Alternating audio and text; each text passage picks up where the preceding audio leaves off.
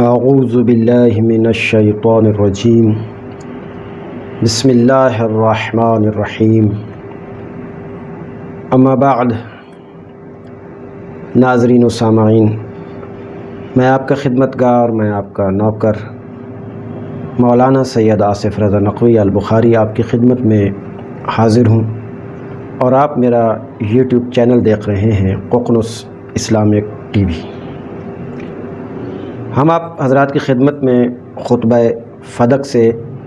اقتباسات پیش کر رہے ہیں۔ جیسا کہ بعض ویڈیو میں نے عرض کیا کہ یہ 27 حصوں میں تقسیم کر کے اس میں سے اہم ترین چیزیں، چونکہ یہ طویل ہے اور اس طوالت کو حصوں میں تقسیم کر کے آپ حضرات کی خدمت میں پیش کرنے کی سعادت نصیب ہو رہی ہے، اور امید ہے کہ آپ اس سے استفادہ کر رہے ہوں گے۔ آج خطبہ فدق کی 8ویں ویڈیو آپ حضرات کی خدمت میں پیش کر رہا ہوں، اور جس ٹکڑے کو پیش کر رہا ہوں اس ٹکڑے کے اندر بی بی سیدہ فاطمہ زہرا سلام اللہ علیہا نے عظمت قرآن کے بارے میں بات کی ہے۔ سنیے گا، کیا بہترین الفاظ ہیں اور کیا متبرک الفاظ ہیں۔ ظاہر ہے کہ سیدہ سلام اللہ علیہا علم لدنی کی مالکہ ہیں، لیکن دین اسلام، خدا کی وحدانیت، رسول کی رسالت اور ولایت علی کو بچانے کے لیے بی بی نے بھرپور قربانی دی، اور پھر آگے قربانیوں کا سلسلہ جاری و ساری رہا، اور آج تک جاری و ساری ہے، اور یہ قیامت تک جاری و ساری رہے گا۔ تو پاک سیدہ فرماتی ہیں، بہی تنال حجج اللہ المنورہ وعزائمہ المفسرہ ومخارمہ المحذرہ وبینات الجالیۃ وبراہینہ المکافیہ وفضائلہ المندوبہ ورخصہ الموہوبہ وشرائع المکتوبہ۔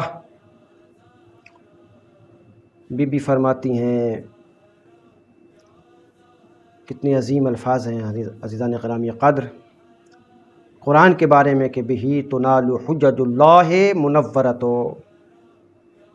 اس کے ذریعے اللہ کی نورانی حجتوں تک رسائی ممکن ہے۔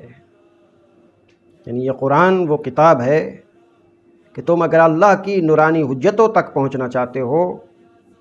تو یہ قرآن کے ذریعے پہنچا جا سکتا ہے۔ گویا کہ یہ اپنے گھرانے کی طرف بھی اشارہ فرما رہی ہیں کہ ہم ہیں وہ اللہ کی حجت، میرے بابا ہیں اللہ کی حجت، میرے شوہر علی ہیں اللہ کی حجت، میں ہوں اللہ کی حجت، میرے حسن و حسین ہیں اللہ کی حجت۔ اور فرماتی ہیں کہ اسی کے ذریعے، یعنی اس قرآن کے ذریعے سے اللہ کی نورانی حجتوں تک رسائی ممکن ہے۔ اور پھر فرما رہے ہیں، اور اللہ کے فرائض اور اس کے محرمات کے جن سے بچنے کا اللہ نے حکم دیا ہے، اسی کے سبب حاصل کیے جا سکتے ہیں، یعنی قرآن کے سبب۔ اگر تم محرمات سے بچنا چاہتے ہو تو قرآن کا سہارا لو، اور تم اگر فساد سے بچنا چاہتے ہو تو اسی قرآن کے ذریعے سے فساد سے بچا جا سکتا ہے، اس کے سبب ہی سب کچھ حاصل ہوتا ہے۔ اور پھر فرمایا، اور اللہ کی کشاد دلیلوں کو بھی اسی سے لیا جا سکتا ہے، یعنی قرآن سے، چونکہ قرآن سے آگے بی بی نے استدلال کرنا ہے اسی خطبے کے اندر۔ استدلال کیا ہے قرآن کے ذریعے سے، لیکن قرآن کی آیات کو نہیں مانا گیا، بی بی کے گواہوں کو نہیں مانا گیا، جن کو اللہ نے مباہلہ میں بھیجا، یعنی رسول اللہ ساتھ لے کر گئے حسن حسین کو، علی ابن ابی طالب کو، ان کی گواہیوں کو جھٹلا دیا گیا ہے۔ ہاں، لیکن مقدمہ پیش کیا، قیامت تک آنے والی نسلوں کو بتا دیا اس خطبے کے ذریعے سے کہ ہم اللہ کی حجت ہیں اور اس کی واضح دلیلیں ہیں۔ اور پھر فرماتی ہے اور سیر کر دینے والی دلیلیں بھی اسی سے ملتی ہیں۔ سیر کر دینے والی یعنی انسان کی پیاس کو ختم کر دینے والی دلیلیں، جستجو جس کی ہوتی ہے دلائل مضبوط ترین ہوں، تو اسی قرآن سے مضبوط قسم کی دلیلیں اسی کے ذریعے سے ملتی ہیں، اسی سے ملتی ہیں، قرآن سے ملتی ہیں۔ اور کہتی ہیں اور اللہ کی سنتیں اور اس کی جانب سے رخصت کے قابل اعمال اور لکھی ہوئی شریعتوں کو بھی اسی سے لیا جا سکتا ہے۔ یہ کب کس مقام پہ؟ خطبہ فدق یا خطبہ لمع، جو بعد از رسول، اور پھر بعد از رسول جو ظلم ہوا، اس ظلم کے بعد جب پتہ چلا کہ جو بابا نے زمین دی تھی وہ لے لی گئی ہے، اور پھر وہاں جا کر مطالبہ کیا، لیکن مطالبے سے پہلے یہ خطبہ دیا جس میں حمد و ثناء پروردگار کی، اور پھر رسول اکرم کی رسالت کے بارے میں بات کی، پھر ان پر جو حالات اس سے پہلے کے تھے ان کو بیان کیا، کلمہ توحید کو بیان کیا، عظمت قرآن کو بیان کیا کہ جو اس ویڈیو کے اندر ہم نے آپ حضرات کی خدمت میں پیش کر دی ہے۔ لہذا رسول اللہ کی بیٹی فاطمہ زہرا سلام اللہ علیہا پہ ہونے والے جتنے مظالم ہیں، آپ ان لوگوں کو تلاش کریں، ڈھونڈیں، دیکھیں، پڑھیں۔ سنی شیعہ کتب کے اندر واضح چیزیں موجود ہیں، اگر آپ نے حق کی طرف آنا ہے تو یہی گھرانہ ہے، اللہ، رسول اور اس کے بعد اہل بیت۔ اس کے علاوہ کوئی ایسا نہیں ہے کہ جو آپ کو جنت میں داخل کر سکے، کوئی ایسا نہیں ہے کہ جس کی سفارش سے آپ کے گناہ، اس وقت آپ اگر کوئی گناہ میں مبتلا ہے تو انہی کا واسطہ دیتا ہے، یا اللہ رسول کی رسالت کا تجھے واسطہ، علی کی ولایت کا تجھے واسطہ، پاک زہرا کے حق کا واسطہ، میرے ساتھ ایسا سلوک کر جس کا تو ہے اہل ہے، زہرا کے بچوں کا واسطہ، میرے ساتھ ایسا سلوک کر جس کا تو اہل ہے، ایسا سلوک نہ کر کہ جس کا میں اہل ہوں، چونکہ میں اس دنیا میں رہتا ہوں کئی طرح کے گناہوں میں مبتلا ہوں، اور پھر اپنے گناہوں کی معافی کا طریقہ یہی ہے کہ اللہ سے جب بھی معافی مانگنی ہو، توبہ کرنی ہو، تو اس کی برگزیدہ ہستیاں، اس کی بہترین ہستیاں، اس کی پاک ہستیاں پنجتن پاک کا واسطہ دو، اور خصوصاً پاک زہرا سلام اللہ علیہا کے ذریعے سے کہ اے اللہ تجھے جناب زہرا کا واسطہ، اور ان کے بابا کا واسطہ، اور ان کے شوہر کا واسطہ، اور ان کے 2 بچوں کا واسطہ، درود بھیج محمد و آل محمد پر، اور میرے ساتھ وہ سلوک کر کہ جس کا تو اہل ہے، ایسا سلوک نہ کر کہ جس کا میں اہل ہوں، کیونکہ جس کا میں اہل ہوں اگر میرے ساتھ عدل ہوگا تو میں تباہ و برباد ہو جاؤں گا، غرق ہو جاؤں گا، ختم ہو جاؤں گا۔ تو اپنا فضل و کرم کر ان ہستیوں کے تفعیل، ان کے ذریعے سے۔ اس لیے دوستو، اس گھرانے کے سوا کوئی اور گھرانہ ہے ہی نہیں دنیا میں، کیونکہ اس گھرانے کے لوگ ہیں۔ فاطمہ کون ہے؟ جو خود اپنی حیثیت میں بہت بڑی عالمہ، فاضلہ، محذرہ اور فقیہہ اور ہر وہ اچھے القابات کہ جو دنیا میں ہیں وہ سب بی بی کے لیے ہیں۔ یہ کائنات، یہ زمین، تمام تر بی بی اس زمین کی مالکہ ہے، حق مہر میں رکھی تھی، اللہ نے حق مہر میں رکھ دی، اور یہی بی بی، اسی بی بی نے جنت کا سردار، یہ بی بی جنت کی سردار ہے، اسی بی بی نے جنت کا ٹکٹ دینا ہے، جنت دینی ہے۔ جنت کی سردار کسی دوسری خاتون کو نہیں بنایا گیا، کسی دوسری عورت کو نہیں بنایا گیا، کسی کائنات میں سے کسی عورت کو بھی جنت کی سردار نہیں بنایا گیا، فقط دختر رسول فاطمہ زہرا کو بنایا گیا ہے۔ زوجہ علی کو بنایا گیا ہے، یعنی جنت کی عورتوں کی سردار، جنت کی عورتوں کی سردار فاطمہ زہرا، حسن و حسین کی ماں، دختر رسول، زوجہ علی ابن ابی طالب، بڑی ہستی ہے، اس کے واسطہ خدا، ان کا واسطہ خدا رد نہیں کرتا، لہٰذا ان کے گھرانے کے سوا کوئی گھرانہ ہی نہیں ہے۔ جنت کی عورتوں کی سردار تو یہ ہیں، اور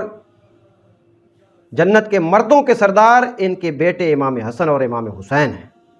اور جو دنیا میں اس گھرانے کے ساتھ لڑ گیا، جو اس کے مقابلے میں آ گیا، جنہوں نے اس گھرانے پہ ظلم کیے، تو آپ خود بتائیں ان کو جنت کیسے مل سکتی ہے؟ کہاں سے جنتی ہوں گے؟ سوال ہی پیدا نہیں ہوتا کہ کوئی ان سے دشمنی کر کے، ان پہ ظلم کر کے، ان کا حق غصب کر لے، یا ان تمام ہستیوں پر کسی قسم کے کوئی مظالم کرے اور پھر سوچے کہ میں جنت چلا جاؤں گا۔ تو جنت ان کی خالہ جی کا گھر نہیں ہے، یا ان کے باپ کا گھر نہیں ہے۔ جنت جہاں مر جائیں گے وہ امام حسن و حسین کا گھر ہے، جس کو اجازت ہوگی وہ جائیں گے، جس کو اجازت نہیں ہوگی وہ جنت نہیں جا سکتے۔ اسی طرح جو جنت کی عورتوں کی سردار فاطمہ زہرا ہیں، تو وہ عورت جنت ضرور جائے گی کہ جس کو فاطمہ زہرا سلام اللہ علیہا کہے، اور وہاں سردار ان کے بیٹے ہیں، اور حضرت فاطمہ زہرا سلام اللہ علیہا نے ظاہر ہے اپنے بیٹوں سے کہا ہو کہ ان کو جنت نہیں آنے دینا، تو پھر بتائیں کیسے وہ جنت میں جائیں گے وہ لوگ کہ جو اہل بیت پہ ظلم کرتے رہے ہوں۔ اور پھر آگے قیامت تک آنے والے لوگ پڑھیں، دیکھیں، سنیں، سمجھیں، متعصب سے ہٹ جائیں۔ مسئلہ سنی شیعہ کا ہے نہیں، دختر رسول کا ہے، رسول کی بیٹی کا مسئلہ ہے بھائی، ہاں سنی شیعہ کا مسئلہ نہیں ہے۔ کوئی لڑائی نہیں، کوئی جھگڑا نہیں، کوئی فساد نہیں، کسی سے بحث نہیں، مباحثہ نہیں، نہ مناظرہ ہے، پیغام ہے، بس آپ تک پہنچانا ہے اور لوگوں تک پھیلانا ہے۔ میرے جتنے بھی یہاں لوگ رہتے ہیں، چاہے کوئی سنی ہے، شیعہ ہے، اور عیسائی ہے، ہندو ہے، میرے ملک میں کیا دنیا میں کہیں بھی کوئی بھی کسی بھی مقام پہ رہتا ہے، اس کو تحقیق کرے، وہ دیکھے اور پھر فیصلہ کرے کہ رسول کی بیٹی حق پر ہے یا نہیں، اور رسول اس کا مقام دیکھے کہ رسول اللہ کی نگاہ میں فاطمہ زہرا کا مقام کیا تھا، پہلے یہ دیکھے، اور پھر اس کے بعد دیکھے کہ کس نے جو ہے وہ یہ کام سر انجام دیا ہے، وہ کون لوگ ہیں، تو پھر ایسے لوگوں سے بیزاری اختیار کرنا لازمی ہے، واجب ہے۔ ایسا ہو نہیں سکتا کہ کوئی کہے کہ رسول اللہ کی بیٹی حق پر ہے اور اس کے مخالفین جو ہیں وہ بھی حق پر ہیں، تو ایسا ممکن نہیں ہے۔ اگر فاطمہ حق پر ہیں تو مخالفین خطا پہ ہیں، باطل پہ ہیں، اور اگر وہ حق پہ ہیں تو پھر پاک زہرا کو کئی لوگوں نے بدتمیزی کی، بد اخلاقی کی، جیسے ان کی زبان سے ایسے گندے غلیظ ترین جملے نکلے اور انہوں نے غلاظت اور نجاست بقی، تو پاکستان بھر سے سنی شیعہ علماء نے فوراً جواب دیا اور کہا خبردار، رسول کی بیٹی حق پر ہے، وہ معصومہ ہے، وہ پاک ہے، ان کی عظمت کو پیغمبر نے بیان فرمایا ہے، یہ وہ ہے کہ جس کے لیے رسول کھڑے ہوتے تھے۔ آج تک بتائیں، قیامت میں آپ کو جواب دینا ہے، آپ لوگوں کو قبر میں قیامت میں جواب دینا ہے، آپ بتا دیں کائنات کے اندر رسول اللہ فاطمہ زہرا کے علاوہ کسی دوسری شخصیت کے لیے کھڑے ہوئے ہوں اور اس طرح استقبال کیا ہو کہ کھڑے ہو کر چند قدم آگے چل کر پھر ہاتھوں کے بوسے لیے اور پھر اپنی مسند پہ بٹھایا ہو، بتا دے کوئی ایسی شخصیت۔ خود علی ابن ابی طالب اعلیٰ مقام رکھنے کے باوجود کبھی نہیں ہوا کہ رسول اللہ علی کے لیے کھڑے ہوئے ہوں۔ خود امام حسن و حسین نواسے ہیں لیکن کھڑے نہیں ہوئے، البتہ ان کا مقام اور انداز میں ضرور بتایا کہ ایک مقام ایسا ہے کہ آپ خطبہ دے رہے تھے، سنی حضرات میرے علماء کرام میرے بھائی پڑھتے ہیں، لوگوں کو سناتے ہیں، ویڈیوز موجود ہیں کہ خطبہ دے رہے تھے اور امام حسین تشریف لاتے ہیں اور لڑکھڑاتے ہیں اور گرتے ہیں، تو اس خطبے کے دوران کیا ہوا کہ آپ نے خطبہ چھوڑا اور امام حسین کو اٹھایا اور بیٹھ گئے، اور بٹھانے کے بعد پھر اٹھے اور پھر خطبہ شروع کیا۔ تو یہ جو جمعے کے اندر خطبہ پہلا پڑھا جاتا ہے اور پھر وہ پیش نماز پڑھانے والا خطیب بیٹھ جاتا ہے کچھ دیر توقف کے بعد پھر دوسرا خطبہ شروع کرتا ہے۔ تو یہ کس کی سنت ہے؟ پیغمبر اکرم کی سنت ہے۔ کس لیے؟ یہ حسین درمیان میں اس خطبے کو یاد آتے رہے، جمعے کی نماز میں بھی، کہ پیغمبر نے یہ عمل انجام دیا تھا۔ تو یہ عظمت اس حوالے سے تو ان کی بیان فرمائی ہے، لیکن جس انداز میں اپنی بیٹی فاطمہ زہرا سلام اللہ علیہا کے لیے کھڑے ہوتے تھے، باقی آج تک کسی کے لیے کھڑے نہیں ہوئے، بلکہ جب آپ جاتے تھے تو سارے آپ کے استقبال کے لیے کھڑے ہو جاتے تھے، صحابہ کرام تمام کے تمام آپ کے لیے کھڑے ہو جاتے تھے۔ تو لازمی بات ہے کہ جتنے انبیاء اس دنیا سے جا چکے ہیں، تو لازمی بات ہے کہ اگر ان کو دوبارہ زندگی مل جائے، ہمارے سامنے آ جائیں، تو ان کی ایک جگہ پہ ان کو اکٹھا کر دیا جائے، ایک مقام پہ تمام انبیاء کو، اور ادھر سے پیغمبر کی آمد ہو، بتائیں وہ انبیاء اٹھیں گے یا نہیں اٹھیں گے رسول اللہ کے استقبال کے لیے؟ اٹھ جائیں گے، لازمی اٹھیں گے۔ یعنی تمام انبیاء خاتم النبیین کے لیے کھڑے ہونے کے لیے تیار ہیں، اور تمام صحابہ کرام رسول اللہ کے لیے استقبال کے لیے کھڑے ہونے کے لیے تیار ہیں اور کھڑے ہوتے تھے۔ وہ رسول اپنی بیٹی فاطمہ زہرا سلام اللہ علیہا کے لیے کھڑے ہوتے ہیں، کسی دوسرے کے لیے آج تک اس طرح اس انداز میں استقبال نہیں کیا، اس انداز میں لوگوں کے سامنے اس بندے کی عظمت کو بیان نہیں کیا، کسی خاتون کے لیے نہیں، کسی مرد کے لیے نہیں، بس ایک ہی خاتون ہے جس کا نام فاطمہ زہرا سلام اللہ علیہا ہے، اور وہ جب آتی تو رسول کھڑے ہو جاتے، بلکہ دروازے پہ جاتے تو انما یرید اللہ کی آیت پڑھتے، اجازت لیتے۔ یہ ساری عظمتیں رسول اللہ نے بیان فرمائی ہوں، اور پھر رسول کے جانے کے بعد فاطمہ زہرا سلام اللہ علیہا کے دروازے پہ کوئی آتا ہے اور دھمکی لگاتا ہے گھر جلانے کی، اور گھر دروازہ جلانے کی، اور پھر آگے جو روایات ہیں وہ موجود ہے، کوئی کہانی نہیں ہے۔ لوگ اس کو کہتے ہیں جی ایک کہانی گھڑ دی گئی ہے، بھائی ایسے کوئی کہانی نہیں گھڑ سکتا، نہ کہانی ہے، کیونکہ کہانی تب ہوتی کہ باقی آنے والے ائمہ نے اس بات کو نہ بتایا ہوتا۔ جتنے ائمہ آئے، امام حسن سے کچھ روایات آپ کو ملیں گی، حسین سے ملیں گی، جناب زینب کبریٰ سے مل جائیں گی کہ یہ واقعہ ہوا ہے۔ اس کے بعد امام زین العابدین، امام زین العابدین کے بعد امام باقر، یہ اسی طریقے سے تمام جتنے بھی آنے والے ائمہ ہیں وہ سب نے اپنی جدہ کے بارے میں بتایا ہے، بعد میں آنے والے ائمہ نے۔ تو یہ ہمارے نزدیک یہ کوئی کہانی نہیں ہے، پوری تحقیق کے ساتھ باتیں ہیں اور پورے دلائل کے ساتھ باتیں موجود ہیں۔ تو اس لیے یہ بات ہم کبھی بھی فراموش نہیں کر سکتے، اور کبھی بھی ہم تاریخی ان حقائق کو بیان کرنے سے جو ہے رک نہیں سکتے۔ یہ بیان ہوتے رہیں گے، حق پہنچتا رہے گا، حق کی آواز بلند ہوتی رہے گی، تاکہ آنے والی نسلوں تک کم از کم بات پہنچ جائے، آگے تحقیق کرے، مان جائے تو جنت کے سردار یہی ہستیاں ہیں۔ نہ مانے تو پھر ظاہر ہے کہ جن کو وہ مانتے ہیں وہ اگر جنت دے سکتے ہیں تو انہی کے ساتھ رہ جائیں، لیکن اپنے اپنے ظرف کی بات ہے، صلاحیتوں کی بات ہے، اور جتنا ظرف اور صلاحیت ہوگی اتنی قبولیت میں اضافہ ہوگا۔ قبول تو ظرف والے کرتے ہیں، صلاحیتوں والے کرتے ہیں، دوسرے تو کر ہی نہیں سکتے۔ عزیزان گرامی قدر، یہ بی بی کا خطبہ فدق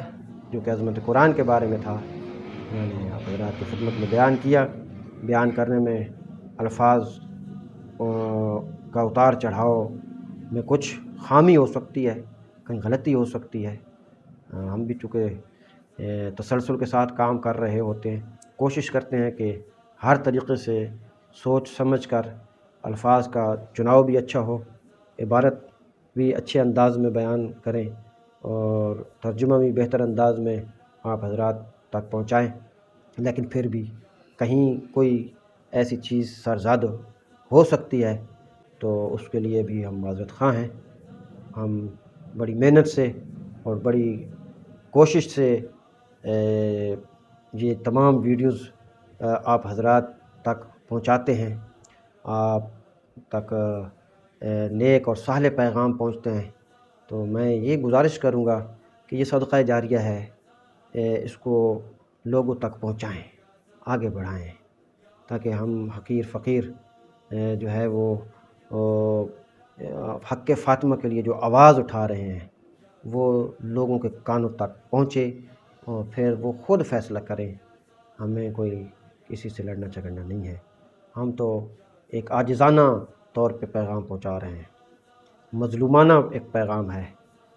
جو کہ لوگوں تک پہنچا رہے ہیں۔ باقی آگے سامعین کی اپنی مرضی، ناظرین کی اپنی مرضی، جہاں لوگ سن رہے ہیں ان کی اپنی مرضی ہے، لیکن یاد رکھیں یہ جو اپنی اپنی مرضی ہے یہ خدا را نہ چلائیں۔ قرآن، حدیث، تاریخ سب کو دیکھیں، اور اگر سارے لوگ جتنے مسلمان ہیں تمام کے تمام اس گھرانے پہ متفق ہیں، اور ان میں سے کوئی ایسے لوگ ہیں کہ جو ان کے گھرانے کے ساتھ بھی متفق ہیں، بہترین جانتے ہیں، اچھا جانتے ہیں بازمت، اور ان کے مخالفین کو بھی اچھا جانتے ہیں، تو یہ بات فقہ جعفریہ کے اندر، تشیع کے اندر نہیں ہے۔ وہ سب کو اچھا نہیں جانتے اور نہ کہتے ہیں اور نہ کہیں گے،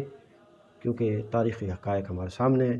ہم نے اللہ، رسول اللہ اور رسول کے بعد اہل بیت علیہ السلام کا دامن پکڑا ہے، اور پھر اس کے بعد ان کے بہترین قسم کے صحابہ کرام، اعلیٰ قسم کے صحابہ کرام، جنہوں نے بعد از رسول اہل بیت علیہ السلام کے ساتھ وفا کی ہے اور اہل بیت کے ساتھ کھڑے رہے ہیں، اہل بیت کی اطاعت کی ہے، ہمارا ان صحابہ پہ سلام ہو۔ ان صحابہ کرام کے پاؤں کی خاک ہماری آنکھوں کا سرمہ ہے کہ جو اہل بیت کے وفادار رہے ہیں۔ جو اہل بیت کے وفادار نہیں تھے ہم ان کو نہیں مانتے ہیں اور ان سے دوری اختیار کرتے ہیں، اور وہ ہمارے چیپٹر کے اندر ہے ہی نہیں، لیکن ہم توہین کے بھی قائل نہیں ہیں، نہ ہی ہم گالم گلوچ کے قائل ہیں اور نہ ہی بد زبانی کے قائل ہیں، لیکن یہ حق ضرور ہے کہ جو اہل بیت علیہ السلام کے ساتھ نہیں تو اس کو ہم اپنے ساتھ بھی نہ رکھنا پسند کرتے ہیں، اور یہی عقیدہ ہے ہمارا، یہی ایمان ہے ہمارا، اور واضح طور پہ قرآن و حدیث رسول کی بھی اسی طرف اشارہ کرتی ہیں کہ ظاہر ہے کہ اتنی بڑی چیزیں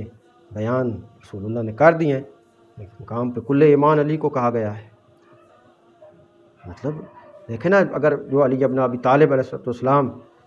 کی ولایت کو اور ان کی امامت کو، تو پھر آپ کو بتائیں کل ایمان تو علی ہے،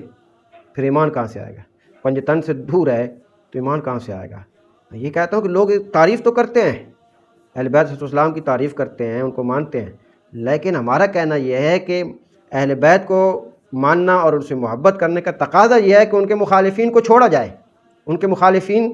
کی طرف نہ جایا جائے، صرف اہل بیت کی کشتی پہ سوار ہونا ہے بس۔ جس طرح نوح کی کشتی میں لوگ سوار ہوئے تھے، بچ گئے تھے، اسی طرح یہ اہل بیت کشتی نوح کی مانند ہیں۔ جو اہل بیت کی کشتی میں سوار ہوگا وہ بچ جائے گا، جو اہل بیت کی کشتی میں سوار نہ ہوا وہ تباہ و برباد ہو جائے گا، جس طرح کہ حضرت نوح کی قوم تباہ ہو گئی۔ نہ صرف قوم تباہ ہوگی بلکہ اس میں بیٹا بھی غرق ہو گیا اور بیوی بھی غرق ہو گئی۔ تو معلوم ہوا کہ اگر نبی کی بیوی بھی ایمان نہ لائے اور نبی کو نہ مانے اور اہل بیت کو نہ مانے اور نافرمان ہو جائے بیوی، تو چاہے نوح کی بیوی کیوں نہ ہو وہ طوفان میں مر جاتی ہے۔ اور بیٹا بے وفا ہو جائے اور بیٹا باپ پہ نہ ایمان لائے اور اس کشتی پہ سوار نہ ہو، تو پھر طوفان آیا تو بیٹا بھی تباہ و برباد ہو گیا اور غرق ہو گیا۔ اسی طرح ہمارا کہنا یہ ہے کہ رسول اللہ کے بعد اہل بیت وہ گھرانہ ہے، پنجتن کا وہ گھرانہ ہے کہ جس گھرانے کو کشتی نوح کہا گیا ہے، اور جب تک اس کشتی پہ سوار یعنی